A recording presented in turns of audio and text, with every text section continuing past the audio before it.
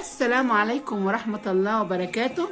النهاردة بقى أكل نواشف كده زي ما احنا شايفين، حاجات كده جميلة كده هون. وأقول لكم إيه بقى قبل ما نشوف الفيديو، يلا نروح نعمل لايك ونعمل تعليق، وحشتوني جدا جدا جدا جدا جدا. يلا بينا يلا بينا. السلام عليكم ورحمة الله وبركاته.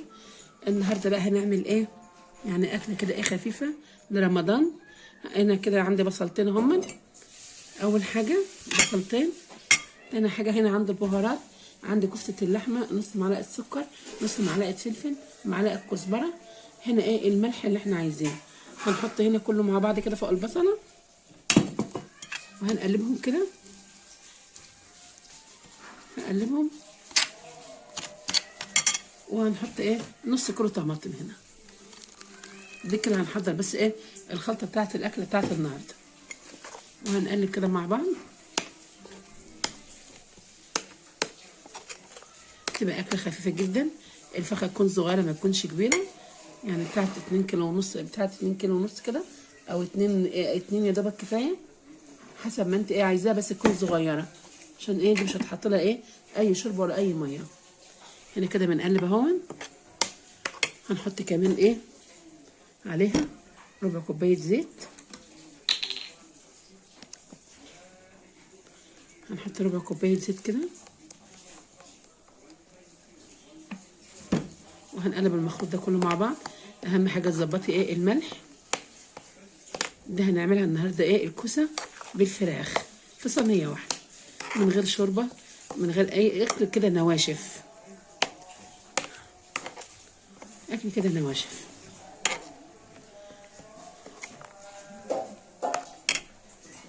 طبعا هنا عندي 2 كيلو كوسه، لان النهارده انا عندي عزومه.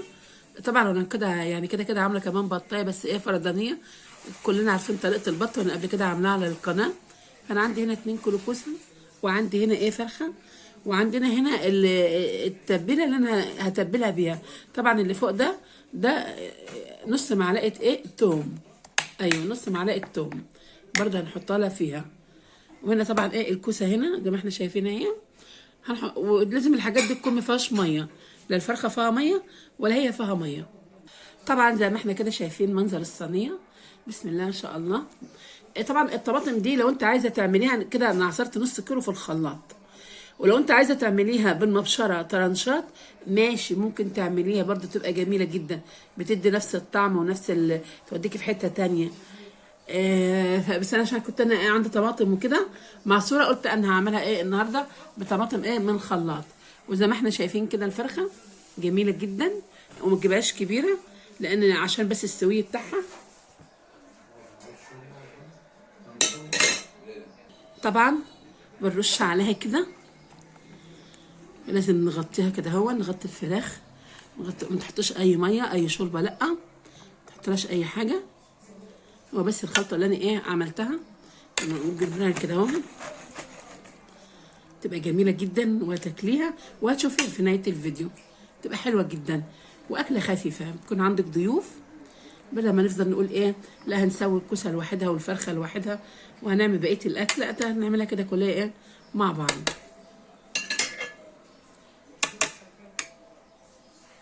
طبعا كده عملت الخلطه ورجينا الصينيه. طبعا انت بتحط لها ربع كوبايه زيت والثوم، ومعلقه اللي هي كفته بهارات الكفته، معلقه كزبره. الكزبره دي اهم حاجه في اي اكله اي طبيخ. نص معلقه سكر لو هي فرخه، لو هي معلقه او عندك عسل يبقى نص معلقه عسل، ما عندكيش هتحط السكر كده. بصوا كده ايه انا عملت الزيت كده بعمله كده على الفرخه كده، ده زيت ذره. انا بطبخ بزيت الذره على طول، احلى من اي سمنه، ما بحطلهاش اي سمنه، مش ناقصه هي ايه دسامه وشحوم، لا ازاي لازم ايه برضو المعده مش محتمله ان احنا نحط سمنه ونحط حاجات من دي كده. انا عملتها كده وكده ظبطتها. هي هنعمل ايه بعد كده؟ هنجيب ورق الحراري وهنلفها وهندخلها الفرن اقل من ساعه، وتكشفها عليها وتطلعيها تطلع محمره. هوريها لك بتبقى عامله ازاي، بتبقى بسم الله ما شاء الله عليها جميله جدا. وجنبها طبق رز مفلفل. وطبعا الصينيه دي بتبقى جميله جدا، بتبقى نواشف وخفيفه كمان على المعده. غير كده بيبقى عندك مثلا ايه المطبخ مليان وكده، لا انت كده بتستسهلي وبتخلصي وبتنجزي الوقت في الصينيه دي. انت كده لميت الخضار مع الفرخه، بتبقى اكله جميله جدا. والوقت كده انا هحط لها ايه ورق الحراري، وهدخلها الفرن وهنطلعها مع بعض وهنشوف الطعم والريحه بتاعتها بتبقى يعني روعه جدا. وبعدين بتروح في مكان تاني يعني.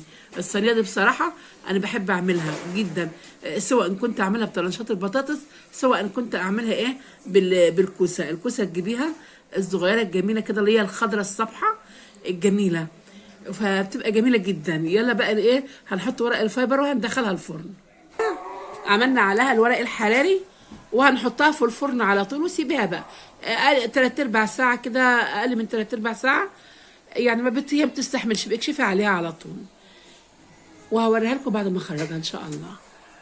كده يا حبايب قلبي اكون انا خلصت زي ما احنا شايفين كده. بسم الله ما شاء الله، زي ما احنا شايفين الملوخيه وشايفين البتاع طلعت عملت ازاي الكوسه. بسم الله ما شاء الله، بسم الله ما شاء الله. شايفين المنظر عامل ازاي. اقول لكم ايه، اقول لكم تعالوا افطروا معايا. يلا تعالوا افطروا معايا والله. واشوفكم ان شاء الله في فيديو اخر من مطبخنا الشعبي. والسلام عليكم ورحمه الله وبركاته.